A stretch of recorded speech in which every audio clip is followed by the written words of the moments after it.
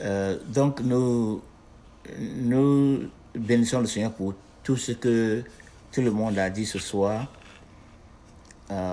Nous avons, dimanche passé, parlé de comment nous nous soumettons au règlement des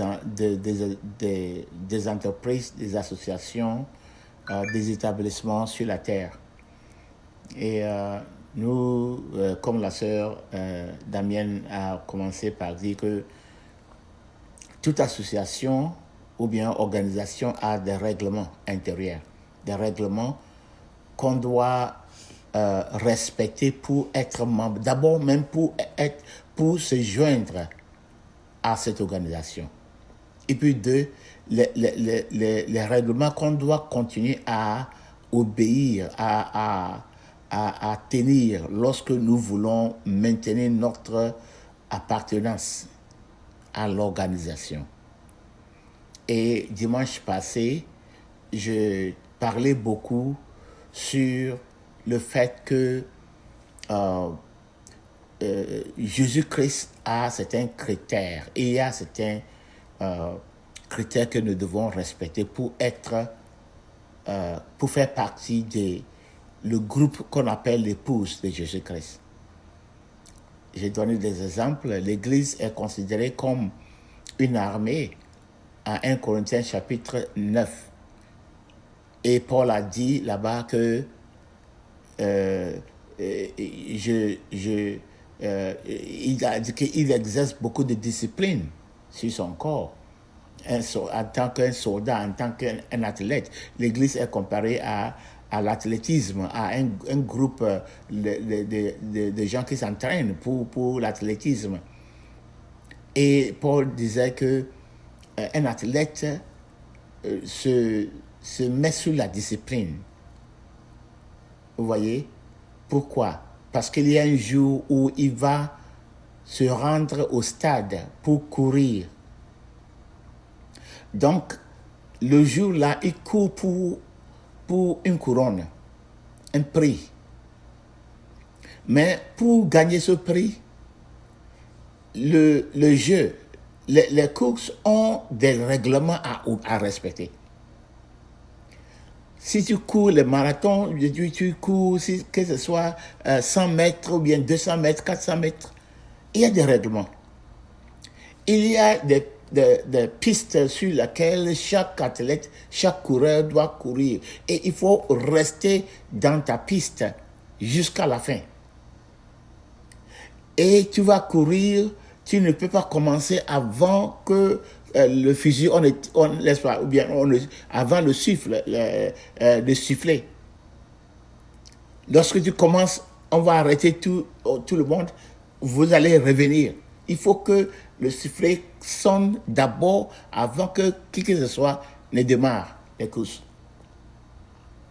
Et lorsque tu cours et puis tu quittes ta piste pour entrer dans la piste de quelqu'un, tu es disqualifié. Il faut courir et terminer pour gagner une couronne, pour gagner un prix. On peut courir pour arriver le premier, mais on peut être disqualifié parce qu'on n'a pas respecté les règlements. Donc, dans la course, dans l'athlétisme aussi, il y a des lois, il y a des règlements. Dans l'armée, d'abord, lorsque tu es recruté, avant de te recruter même, il faut passer certains critères. Ton corps, ta taille. Et puis maintenant, on te fait passer par ce qu'on appelle ici aux États-Unis bootcamp, où on te fait passer une formation rigoureuse. Une formation selon laquelle, aussi aux États-Unis, on chasse des idées civiles de toi. On dit qu'on te fait devenir une autre création. La création d'un soldat. Ici, aux États-Unis, on parle de la création d'un soldat. Ils prennent le temps pour créer un soldat. Parce qu'un soldat doit avoir une mentalité une mentalité très différente d'un civil. Donc le temps de la formation, c'est le temps qu'on prend pour chasser l'esprit des civils de toi. L'esprit civil doit te quitter. Et il faut être complètement possédé par l'esprit militaire. Lorsqu'on te dit de tirer, tu tires. Lorsqu'il y a les tirs, il y a les balles qui volent partout, on dit avance, va là-bas, tu t'en vas. Tu sais que là où je vais mourir, mais tu t'en vas. Lorsque le commandant dit allez-y, tu t'en vas. C'est pas pour rien que les enfants vont là-bas, ils vont en Afghanistan, ils meurent, des soldats de 20 ans, 22 ans, 23 ans, ils sont là-bas, ils savent qu'ils doivent mourir. On les dit de partir, ils s'en vont. Qu'est-ce qu'il a fait? Ils ont créé un esprit de soldat en eux.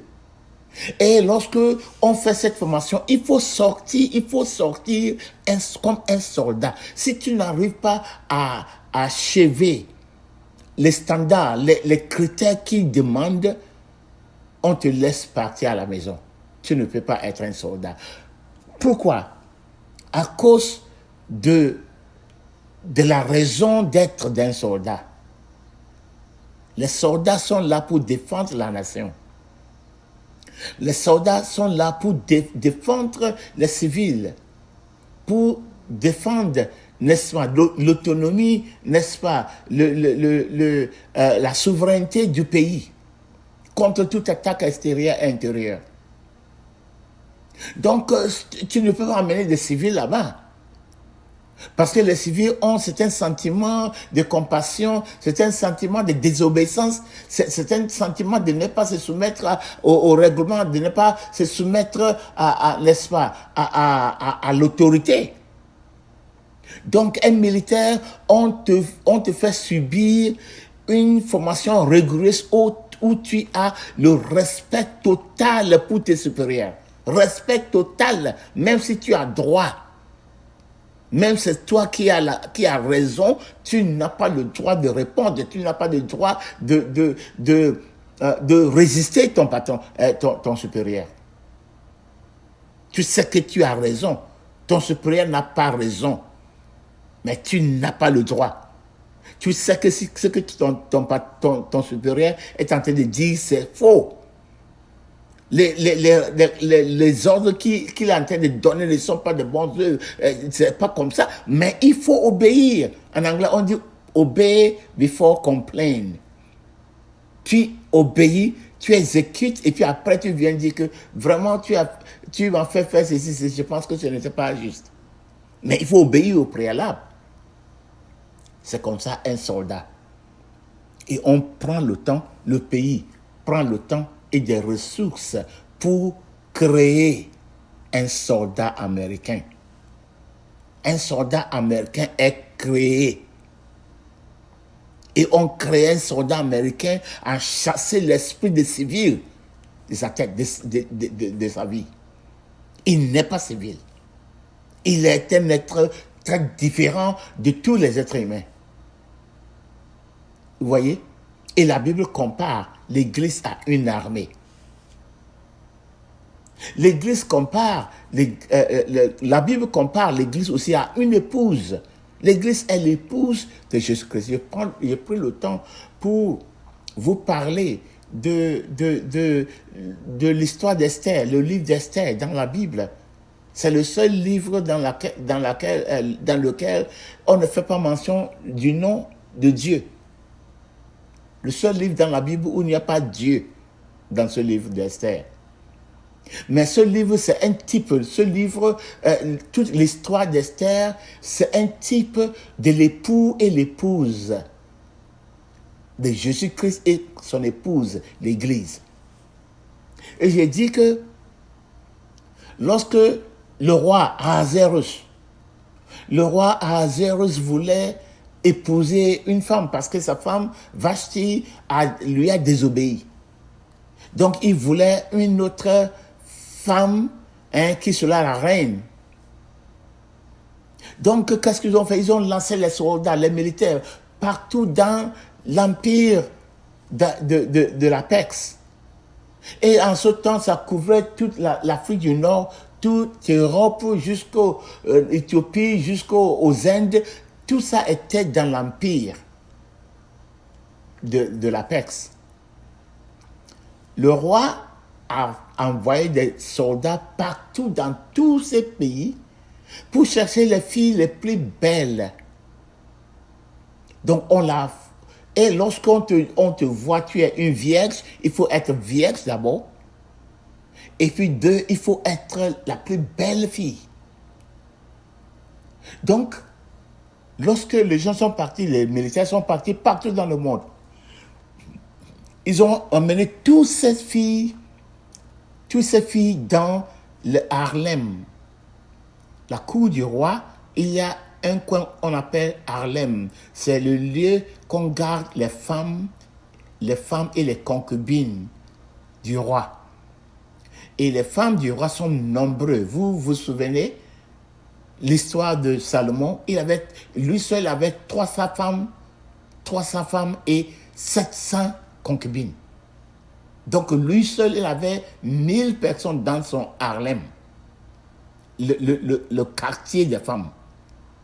Donc on amène toutes ces filles, belles filles, les plus belles filles dans le royaume. On les amène dans le Harlem. Et puis maintenant, lorsque tu lis le livre d'Esther, vous allez comprendre ce que je dis. Lorsque vous lisiez, vous allez comprendre ce que je dis. Maintenant, après avoir, lorsque les filles sont là-bas à l'Harlem, il y a des spécialistes de la beauté là-bas. Et lorsqu'on parle d'un roi dans cette époque, toutes les meilleures choses appartiennent au roi. Que ce soit les artistes, que ce soit les scientifiques, que ce soit des sages, tout était dans la maison du roi. Donc, dans la cour du roi, les gens de la beauté, les meilleures personnes qui savent, n'est-ce pas, configurer les parfums, les meilleurs, j'espère perfumistes, les gens qui créent les parfums, les meilleurs coiffeurs, les meilleurs gens de massage, les meilleurs de tout étaient là. Donc, on fait subir ces filles qui ont été regroupées partout de l'Empire, on les fait subir les premiers 6 mois, on traite leur peau. La peau seulement pour 6 mois. On traite les peaux avec des produits pour rendre leur peau aussi délicate, aussi belle et la couleur, le teint que le roi veut. Pour 6 mois, on traite la peau. Et puis pour les 6 mois après ça, on les traite avec les parfums. Pour enlever toute odeur, n'est-ce pas, mauvaise odeur de leur corps, de leur être. Donc pour 1 année, la belle fille qu'on a emmenée dans l'Harlem, le roi ne l'a pas encore vue. Cette fille n'a pas encore vu la face du roi. Mais elle doit subir un traitement pour la rendre encore belle. Et le moment où la fille est dans l'Harlem, la fille a droit à toutes les choses de beauté. Les habits les plus beaux, les ornements, les bijoux d'or, de diamants, de toutes les perles. La fille, si elle dit, c'est ce que je veux, on lui donne. Et après le traitement pour 1 année, maintenant, la fille choisit les plus belles habits, les plus belles bijoux, et on l'habille, et maintenant la fille va se présenter 1 nuit au roi. Et ça dépend de comment elle plaît au roi. Le roi peut lui choisir comme sa femme, comme son épouse, et puis elle devient la reine de l'Empire. Donc voilà ce qui se passait. Maintenant, comment est-ce que ça se compare à l'épouse de Jésus-Christ? D'abord, la révélation que le Seigneur m'a donnée est que les soldats qu'on a envoyés dans tout l'Empire pour regrouper les plus belles filles, c'est ce que moi j'appelle l'évangélisme ou bien l'évangélisation. On va chercher une épouse pour Jésus-Christ. C'est l'évangélisation. Nous allons chercher des gens, des filles, et puis on les amène dans l'Harlem du roi, le quartier des femmes. Le quartier des femmes est comme l'église, ou bien le lieu où on regroupe les gens qu'on appelle église. Hein, n'est-ce pas, le temple ou bien le lieu où on se regroupe pour le disciple-là. Donc, l'Harlem, c'est le lieu où on amène tous les gens qu'on a évangélisés, tous ceux qu'on a amenés, on les amène là-bas pour faire quoi? Pour les préparer, pour qu'ils deviennent l'épouse de Jésus-Christ. Donc, l'Harlem, c'est comme l'église, le centre de réunion, le centre de préparation. Maintenant, les spécialistes, les coiffeurs, les tailleurs, les bijoutiers, tous ceux qui préparent le corps, les gens qui traitent la peau, les gens qui ont les parfums, les gens qui taillent les robes, les gens qui façonnent les bijoux. Ils sont tous des spécialistes, les meilleurs spécialistes dans l'Empire. Ils sont là pour travailler sur les filles qu'on a amenées. Et ils travaillent avec des ordres spécifiques parce qu'ils sont en train de préparer pas n'importe qui. On ne peut pas une fille, une épouse pour le roi. Donc, ils travaillent sur des ordres spécifiques. Ils connaissent le goût du roi. Ils connaissent les couleurs du roi. Donc, ces artisans sont les 5 ministères, apôtres, prophètes, évangélistes, pasteurs, docteurs. Et ils sont là pour préparer les gens qu'on a amenés par évangélisation, qu'on a amenés à l'église. Et ils sont là pour travailler sur ces gens-là. Pourquoi? Pour les préparer pour Ahasuerus, pour le roi. Et encore, je répète qu'ils travaillent sous des instructions spécifiques. Ils doivent connaître ce que le roi veut. La personne qui taille les robes doit connaître les couleurs du roi. Les tissus qu'on doit utiliser, ce que le roi aime. Les gens qui doivent façonner les bijoux, les boucles d'oreilles, tout ça, ils savent ce que le roi veut. Donc, en tant que des pasteurs, des évangélistes, des docteurs, des prophètes, des docteurs, des apôtres, nous travaillons pour préparer l'épouse de Jésus-Christ. Nous travaillons en partenariat avec le Saint-Esprit. Dans le cas d'Esther, dans le cas du roi Ahasuerus, qui était le Saint-Esprit? Haggai représentait le Saint-Esprit. Haggai était le chef, c'est lui qui supervisait tout ce qui se passait dans l'Harlem. C'est lui qui supervisait les travaux. Celui qui supervisait la préparation, les préparatifs. Et la Bible dit que lorsqu'on a amené Esther, une bonne chose que Esther a fait, c'est qu'elle s'est soumise à Haggai. Les filles sont là, elles sont choisies. D'abord, elles sont les plus belles. Elles sont venues et c'est-à-dire on les a choisies. Il y a beaucoup d'orgueil déjà.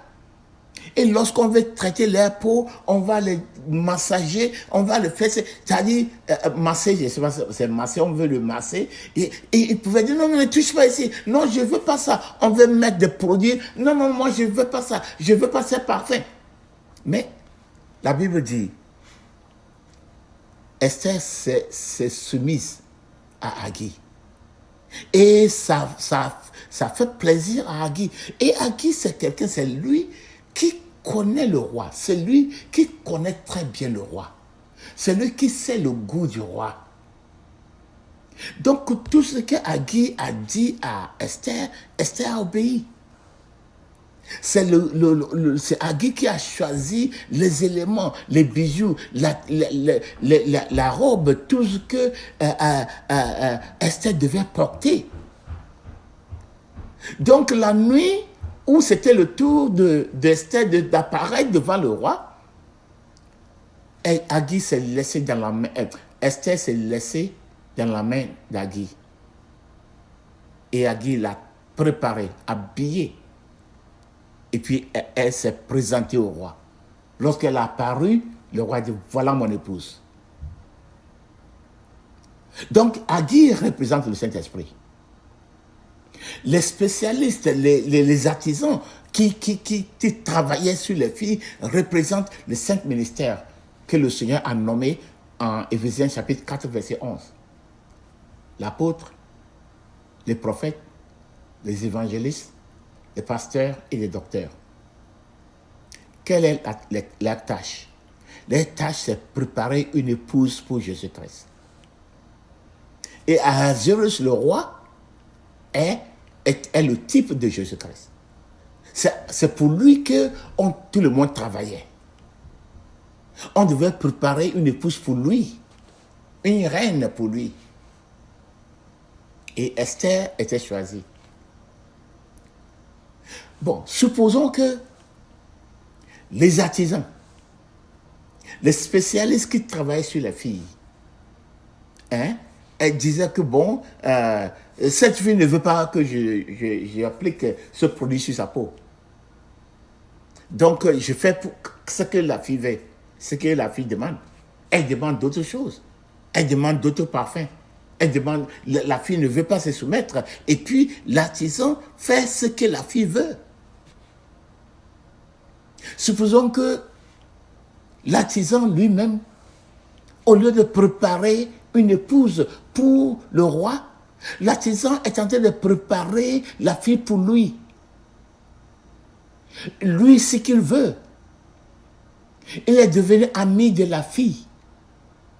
Il n'est pas en train de donner la discipline qu'il faut à la fille.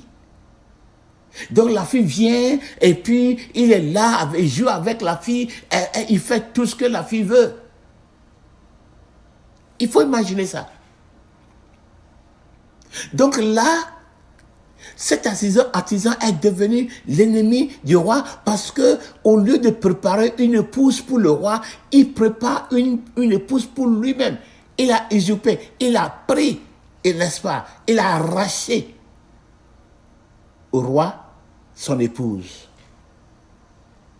C'est la même chose aussi dans l'Harlem, dans l'église aujourd'hui, où nous devons être en train de préparer l'épouse pour Jésus-Christ. Et la Bible dit, il y a des critères. Jésus-Christ viendra chercher une épouse sans ride, ni tache, sans tache, ni ride. Une épouse excellente. Et le Saint-Esprit nous a été donné pour aider à préparer une épouse excellente. Et nous, on nous a regroupés, nous sommes venus dans l'église. Oui, il y a des filles qui ne vont pas se laisser. Ils ne vont pas se laisser masser, travailler. Ils veulent ce qu'ils veulent. C'est-à-dire, elles veulent, n'est-ce pas, elles veulent les choses dans l'Harlem, les choses dans la cour du roi, les bijoux, les choses de la beauté. Je veux cette robe, cet habit, donne-moi ceci, donne-moi cela. C'est tout ce qu'ils sont. Ils convoitent toutes choses. Mais ils ne veulent pas qu'on les subisse à la discipline qu'il faut pour être présenté au roi. Donc, puisque ces filles ne veulent pas se soumettre à la discipline, nous les artisans, nous les apôtres, nous les pasteurs, nous disons, ok, on fait ce que vous voulez. On vous prêche le message que vous voulez entendre. On ne veut pas appliquer la discipline que le roi, les consignes que le roi nous a laissées. Donc on vous dit n'importe quoi. Et on fait jusqu'à ce que ces filles oublient même qu'il y a une nuit qui doivent apparaître devant le roi. Et il y a des critères, il y a des standards. Tu ne peux pas apparaître n'importe comment devant le roi. Mais nous, les artisans, les pasteurs, les apôtres, les prophètes, les évangélistes, les enseignants, nous avons abandonné tous les critères. On fait fi de tout ce que le roi demande. Maintenant, nous sommes devenus des amis des filles. On a comploté avec les filles. Les filles nous aiment. On les traite comme elles veulent. Et ils sont devenus nos épouses. Beaucoup de gens dans l'église sont épousés par les dénominations. Ils aiment les dénominations. Ils n'aiment pas Jésus-Christ. On les a donné l'impression que c'est la dénomination, lorsque tu es là, une fois que tu es dans cette dénomination, tu qualifies pour être épouse de Jésus-Christ. On ne les dit pas que le roi a donné des consignes spécifiques. Et il faut que tu te soumettes à ce traitement pour qualifier. Non. On leur dit, dans cet Harlem, une fois que tu es dans cet Harlem, tu es déjà choisi par le roi. Et puis on est là, on fait ce que les filles veulent, et puis les filles sont en relation avec nous. Ils s'en foutent du roi. C'est exactement ce qui se passe. Les gens dans l'église s'en foutent de Jésus-Christ. Les gens dans l'église n'aiment pas Jésus-Christ. Ils sont en train de commettre l'adultère spirituel avec la dénomination. Les dominations les a épousés parce qu'ils aiment la dénomination. Ils sont prêts à mourir en défense de la dénomination. Ils ne sont pas prêts à dire un mot en défense de Jésus-Christ. Mon église, mon église, mon église, ma dénomination, mon pasteur. Ils sont prêts à même tuer, à se battre, à haïr d'autres personnes parce que quelqu'un a dit quelque chose concernant l'Harlem, concernant la dénomination qui devait les préparer pour Jésus-Christ. Et ils ont épousé la dénomination. La dénomination est devenue ce qu'on appelle l'antéchrist. Telle domination qui agit comme ça est devenue l'antéchrist, l'ennemi de Christ. Au lieu de préparer une femme pour le roi, je prépare le femme pour moi-même. Et puis, ce qui est même pire, c'est que les artisans qui sont en train de comploter avec les filles, qui sont en train de faire la fornication avec les filles, ils promettent aux filles que, le jour où tu vas apparaître devant le roi, il va te choisir. Tu seras la reine. Ne t'en fais pas. Tu seras la reine.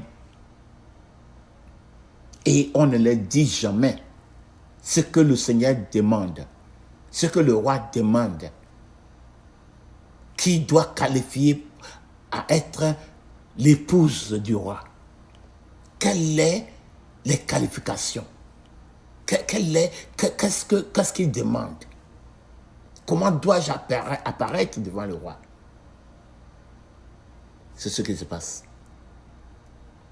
Donc, je ne sais pas si c'est dimanche que je disais ou bien c'est hier dans le culte anglophone. They take advantage of you. Je ne sais pas comment on dit ça en français. Damien, tu peux m'aider? Take advantage of. C'est-à-dire, ils sont en train de s'en profiter. C'est-à-dire, ils sont en train de se profiter de vous. Et ils sont en train de faire de vous du commerce. C'est-à-dire, vous êtes des objets qu'ils utilisent pour remplir leurs propres besoins, leurs propres désirs. Donc, ce que nous devons enseigner aux gens, ce que nous devons faire apprendre aux gens, c'est que il y a des qualifications, il y a certains critères que le Seigneur demande. il y a des règlements. Le Seigneur, si nous-mêmes, toi, tous les hommes, lorsqu'un homme doit aller épouser une femme, il épouse la femme qu'il aime et la femme qu'il aime. Et lui, il aime la femme et il doit s'assurer que la femme aussi l'aime. Personne ne va aller épouser une femme qui aime l'argent de monsieur. Il aime seulement le boulot, le monsieur a un grand boulot, et des grosses voitures, des grosses maisons. Je vais épouser cet homme à cause de son argent. Si toi, en tant qu'homme, tu connaissais les pensées de la femme, de la fille, qui veut se donner à toi, qui se presse à venir vers toi, et tu sais, tu vois son cœur, qu'il te cherche, il vient auprès de toi à cause de ton argent. Est-ce que tu vas épouser cette fille?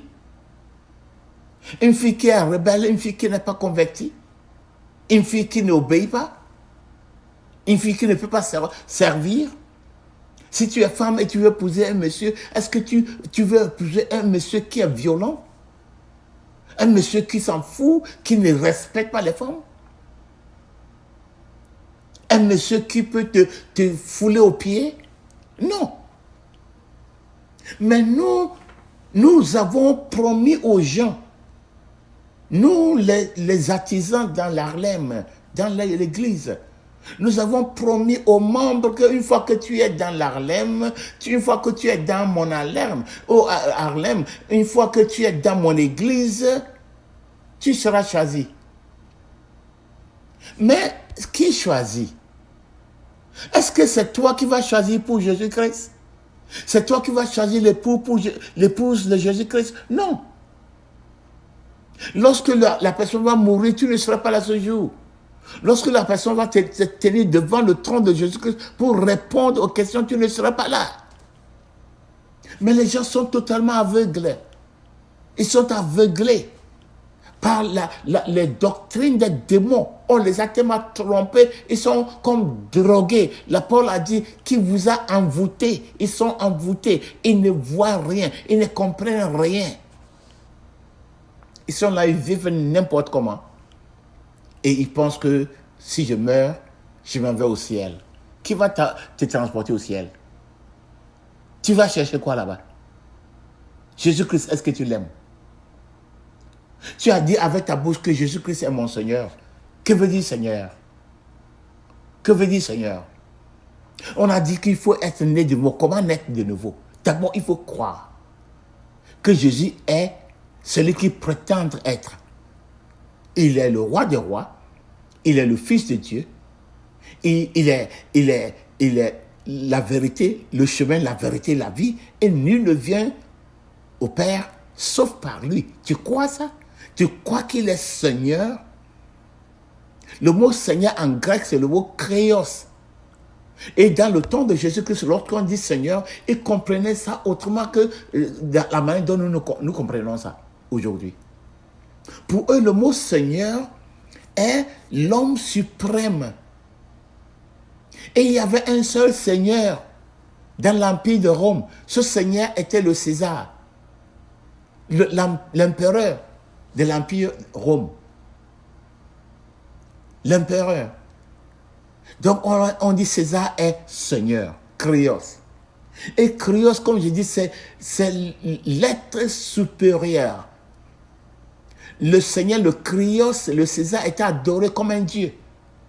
Tout comme le pharaon d'Égypte, tout comme le roi de Babylone, tous les rois des empires étaient adorés comme des dieux. C'était eux qui étaient appelés Krios, Seigneur.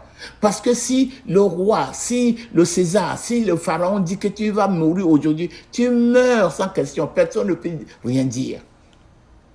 Ce que pharaon dit, personne ne peut, pharaon ou bien César, tu n'as même pas, tu n'oses même pas poser question, tu n'oses même pas dire autre chose. C'est ce qu'on appelle Seigneur. Et c'est ce que Jésus-Christ entend par ce qu'il a dit en Luc chapitre 6, verset 46. Pourquoi m'appelez-vous Krios, Krios? Pourquoi m'appelez-vous Seigneur, Seigneur? Et pourtant, vous n'obéissez pas à mes commandements. Parce que lorsque tu dis que quelqu'un est Krios, cela veut dire que je me soumets totalement. totalement à cette personne-là. Mais qu'est-ce que nous faisons aujourd'hui? Ils disent Seigneur, Seigneur. Et on dit de certaines choses, certaines paroles à quelqu'un, en 5 minutes, on dit lève tes mains et confesse après moi. Seigneur, je te reconnais que tu es le Fils de Dieu et aujourd'hui, je t'accepte comme mon Seigneur, mon Sauveur. Et puis on dit Alléluia, gloire à Dieu. On dit il est né de nouveau. On dit à la personne qu'elle est née de nouveau. Maintenant, ce qu'il faut faire, simplement tu viens dans l'église, tu écris ton nom, tu commences à payer ta dîme, tu commences à venir à l'église régulièrement, tu commences à respecter les règles intérieures de l'église, de la dénomination, et puis c'est tout. Tu es sur ton chemin, hein, tu es, n'est-ce pas, en route pour le paradis. Non. Ce sont des mensonges. Ils sont des mensonges. Ce n'est pas tout le monde qui lève sa main, qui dit « J'accepte Jésus-Christ, je t'accepte comme mon Seigneur » qui est sauvé.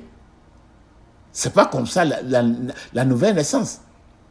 C'est pour ça que le Seigneur a dit que ce n'est pas tout le monde qui dit « Seigneur, Seigneur » qui va entrer dans le royaume.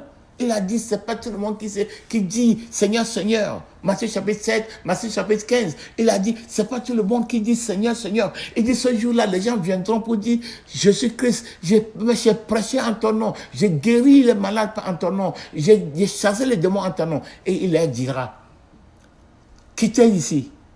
Sortez d'ici. Je ne vous ai jamais connu. Même au moment où vous étiez en train de chasser les démons, je ne vous connaissais pas. Au moment où vous étiez en train de prêcher en mon nom, je ne vous connaissais pas. Quittez d'ici, vous qui commettez l'iniquité. Vous voyez? Donc le fait que quelqu'un ait levé ses mains, récité une prière, dit des choses qu'il ne comprend même pas, parce que lorsqu'on dit aux gens de dire qu'ils ont accepté Jésus-Christ comme leur Seigneur et leur Sauveur, est-ce qu'on prend le temps pour leur expliquer ce que veut dire Seigneur? Non. Non.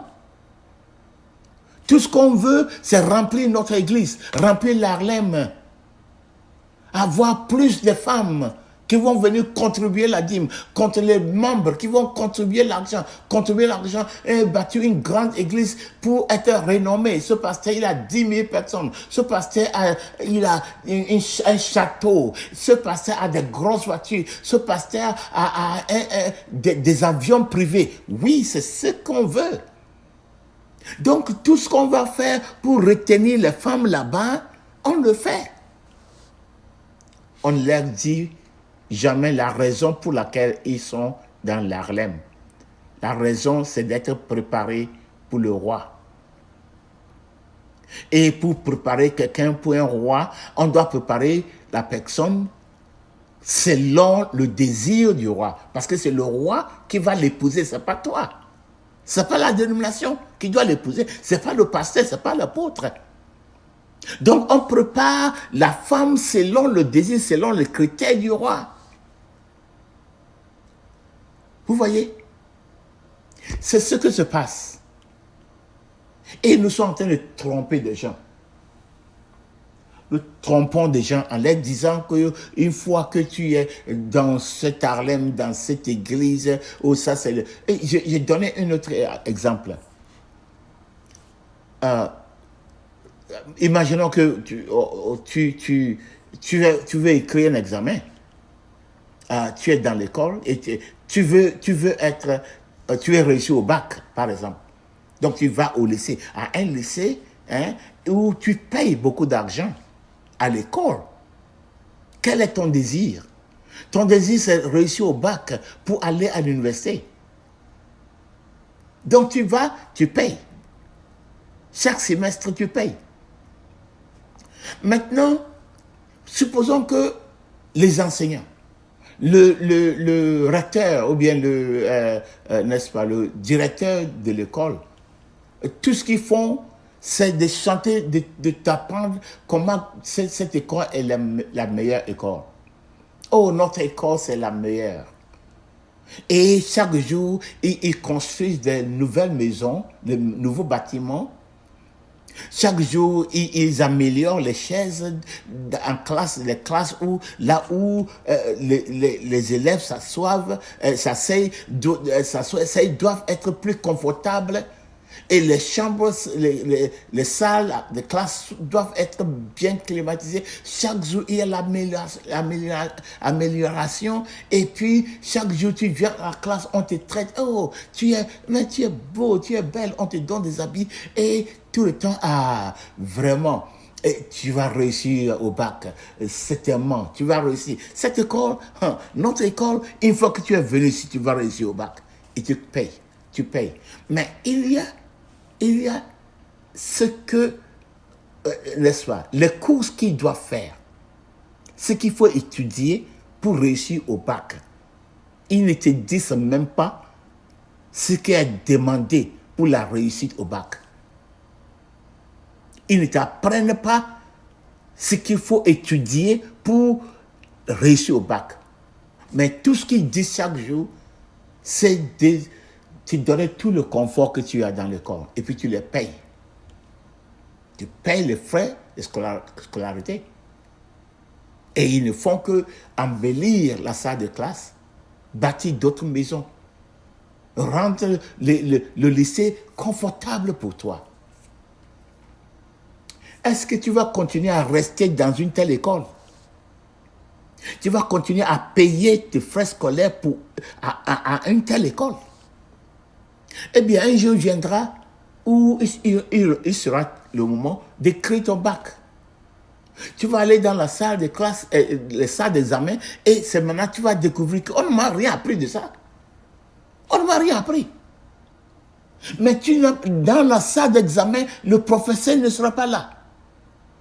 Le recteur, le président de l'école, ou bien, il ne sera pas là. Tu es seul dans la salle d'examen. Maintenant, tu ne peux pas écrire, tu ne peux rien écrire. Tu sors, tu dis, mais vous nous avez rien appris. Mais c'est trop tard. Et il faut savoir que ce n'est pas tes professeurs qui vont corriger les papiers. Ce n'est pas tes professeurs qui vont déterminer si tu as réussi au bac ou pas. Ce n'est pas le principal, le président de l'école ou bien le recteur de l'école qui va déterminer si tu as réussi au bac ou pas. Non. Il y a un corps, il y a une autorité d'examen dans le pays entier. Même dans l'Afrique de l'Ouest ou bien dans tout le pays, il y a une autorité. Il y a l'autorité centrale qui détermine, qui doivent corriger les papiers, puis voir qui est prononcé que certaines personnes ont réussi, certaines personnes ont échoué. Vous voyez? Donc c'est ce qu'ils sont en train de faire. Ils nous gardent dans les écoles, on paye les professeurs qui sont les pasteurs.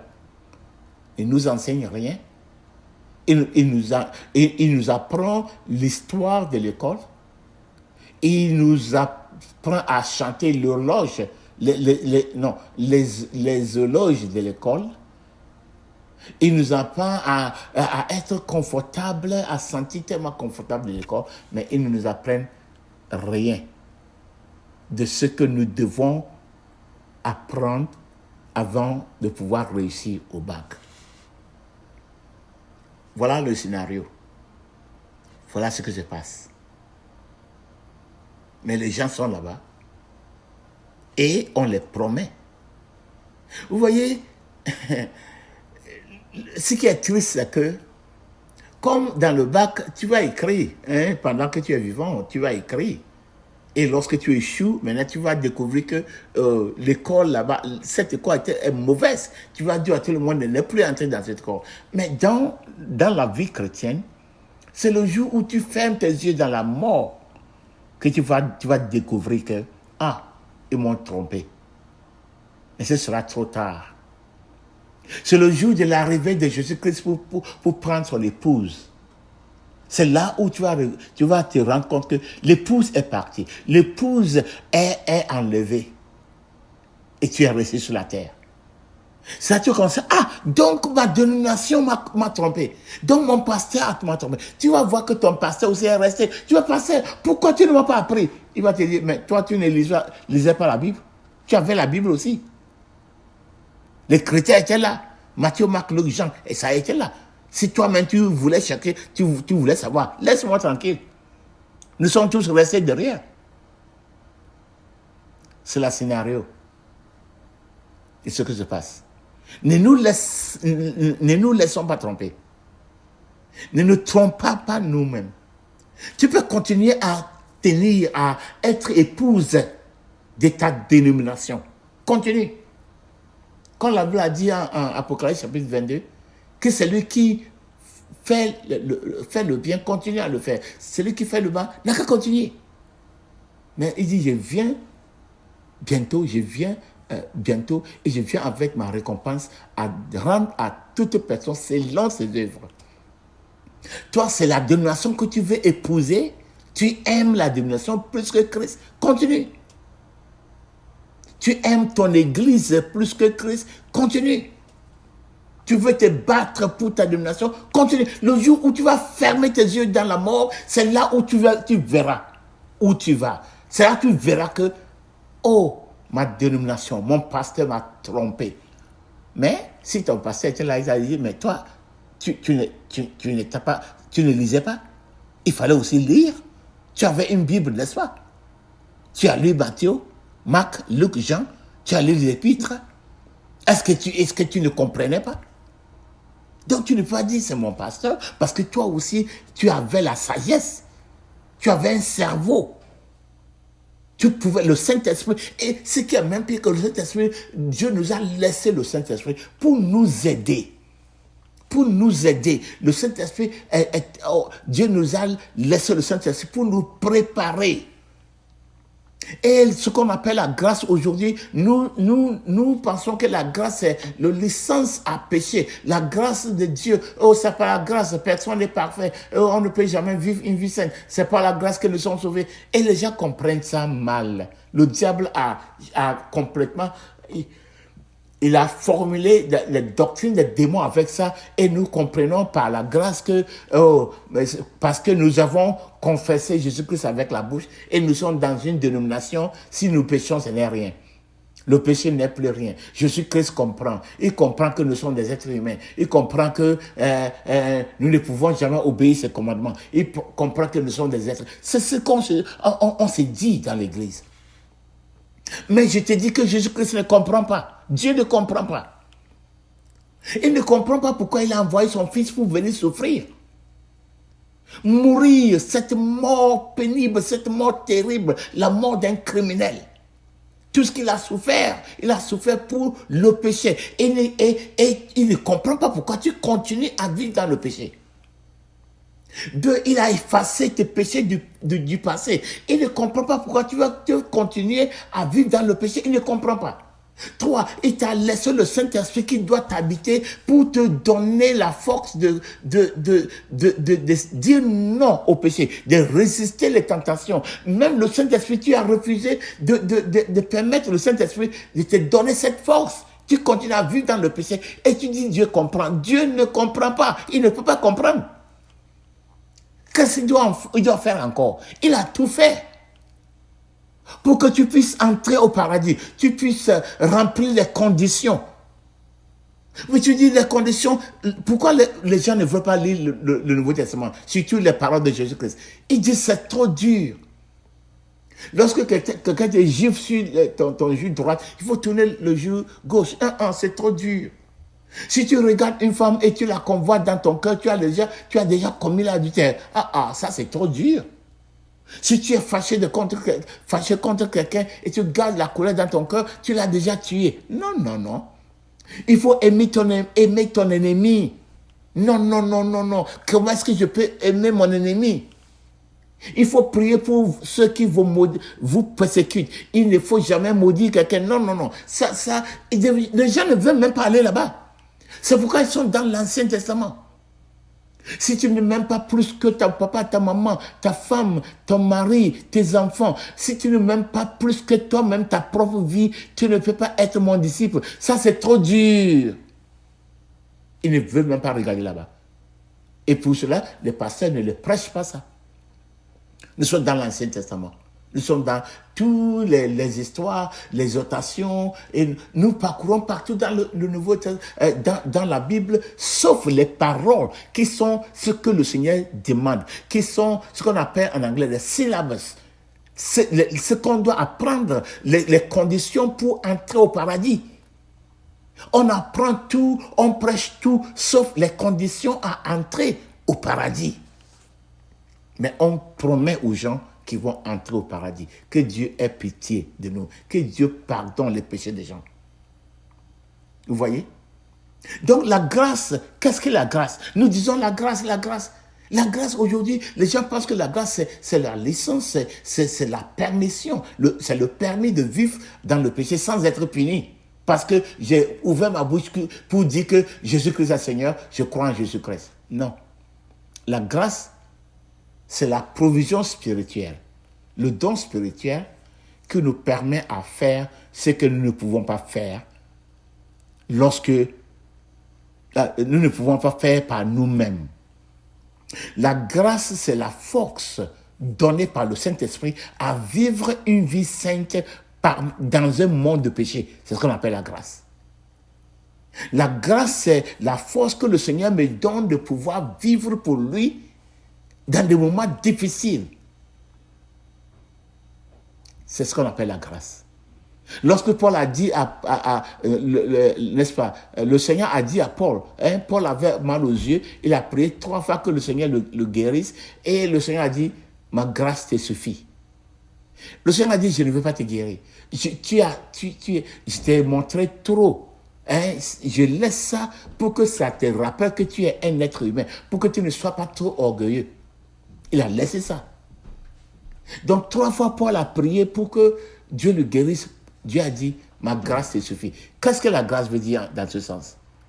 C'est la force de supporter cette maladie, ces faiblesses et continuer à œuvrer pour moi. La force de vivre parmi les pécheurs, parmi les gens de débauche, dans ton boulot où il y a le péché partout, les voleurs, et rester sain dans ton boulot. C'est la grâce. C'est la grâce de Dieu. La grâce, c'est une onction, c'est une faveur de Dieu, c'est une provision du Saint-Esprit qui fait que nous puissions vivre une vie que Jésus-Christ veut dans un monde de ténèbres. C'est ce qu'on appelle la grâce. La grâce n'est pas le permis de vivre dans le péché.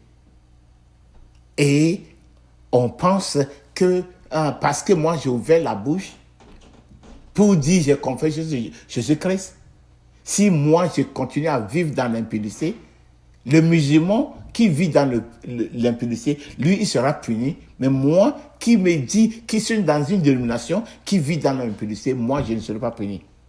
C'est ce que le diable nous a appris. C'est la doctrine que le diable nous a appris. Une fois que tu as ouvert la bouche pour dire que j'ai accepté Jésus-Christ, maintenant tu peux faire n'importe quoi. Tu peux vivre n'importe comment. Jésus-Christ est obligé de te prendre pour vivre avec lui pour l'éternité. D'autres personnes disent que tant que nous sommes dans le corps, nous ne pouvons pas être parfaits. Tant que nous sommes dans le corps, nous ne pouvons pas marcher selon la volonté de Dieu. Ah bon? Donc ils disent que lorsque nous allons mourir, nous allons être libérés de ce corps. Ce sera un moment où nous pourrons être parfaits. Qui a dit ça? C'est une doctrine des démons. Parce que ce n'est pas le corps qui pêche, c'est l'âme qui pêche. La Bible dit, c'est l'âme qui pêche qui meurt. C'est l'âme qui pêche qui mourra. Paul a dit en 1 Corinthiens chapitre 6, il dit que celui qui pêche, celui qui commet l'adultère, la fornication, pêche contre son corps. Donc qui pêche contre le corps? C'est l'âme qui pêche contre le corps. Donc qu'est-ce que la définition de péché? Le péché, ce n'est pas ce que le corps fait. C'est ce que l'âme fait. Le corps, c'est comme une imprimante.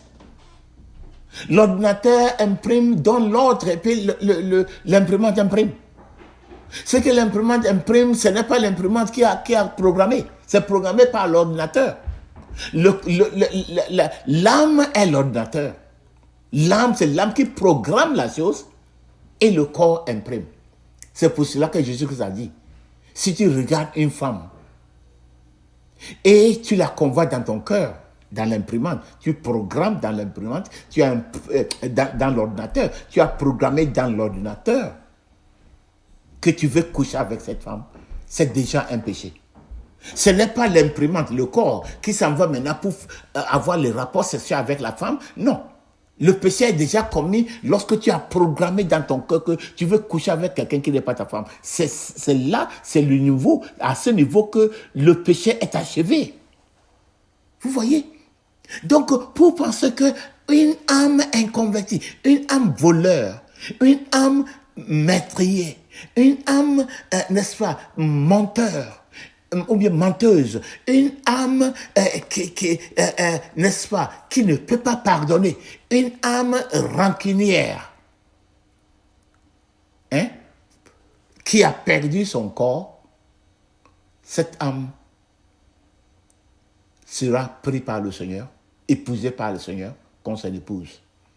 Cette âme qui a refusé de permettre au Saint-Esprit de permettre à la puissance du Saint-Esprit tout-puissant à nous préparer pour être l'épouse de Christ. Cette âme qui ne s'est pas soumise à l'autorité, qui a refusé d'être préparée.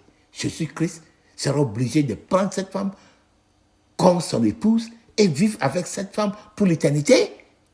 Tu parles de quoi? Tu parles de quoi? Tu penses que ton pasteur, ton bishop peut obliger Jésus-Christ de te prendre comme son épouse lorsque ton âme n'est pas convertie? Lorsque tes pensées sont de mauvaises pensées? Tu jeûnes pour 40 jours, mais tu es rancunier, tu ne peux même pas pardonner.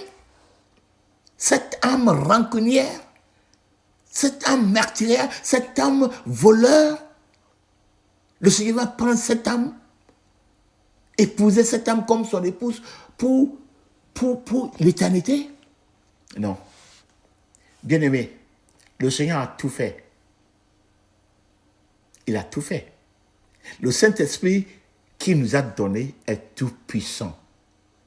Lorsque nous nous soumettons à lui, il peut nous préparer au travers des gens, des pasteurs, des apôtres, qui aussi sont partis, ils font partie de l'épouse de Jésus-Christ. Ils sont soumis au Saint-Esprit.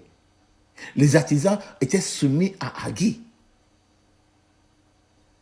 Donc, ils sont soumis à Haggai. Haggai est soumis à Ahasuérus, au roi. Donc, les serviteurs de Dieu qui sont soumis à Dieu, qui savent que je ne suis pas en train de préparer une femme pour moi-même, je prépare une femme pour mon Seigneur. Les femmes, les gens doivent se soumettre à eux, au Saint-Esprit. Laissez ces gens-là les préparer, te réprimander. Aujourd'hui, les gens ne veulent pas être réprimandés. Les gens ne veulent pas entendre un message qu'on dit dur. Non. Ils veulent seulement qu'on les chante les belles choses. Mais je prie que le Seigneur nous aide, afin que tu comprennes pourquoi toi-même tu es dans l'école. Pourquoi tu paies la scolarité. Tu veux passer le bac. Tu vas avoir un diplôme. Mais est-ce que tu ne veux pas poser des questions pour voir quelle question comment je dois me préparer pour écrire ces examens?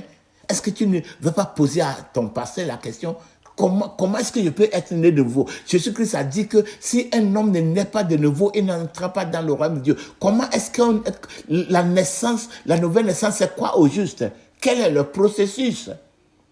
Pourquoi ne pose pas cette question à ton pasteur et tout ce qu'il te dit, c'est prends l'huile bénie, prends l'eau, prends le sel, prends ceci et tu auras un miracle. Tu auras ceci. Oui, tu auras tous les miracles, mais tu vas mourir et tu ne verras pas Jésus-Christ. Les miracles, les miracles, les miracles. Oh, bien sûr, Lazare était ressuscité, mais il est mort encore. Tu peux avoir tous les miracles de ton corps. Ce corps va mourir un jour. C'est le jour où tu vas fermer tes yeux et tu vas voir que pour l'éternité, la vie sur la terre, c'est combien de temps? La vie sur la terre, c'est pour combien de temps? Pourquoi est-ce que nous mettons tout l'accent sur ce petit moment que nous allons traverser sur la terre? Nous mettons tout l'accent sur la jouissance ici sur la terre. Et nous ne pensons pas à où nos âmes seront pour l'éternité.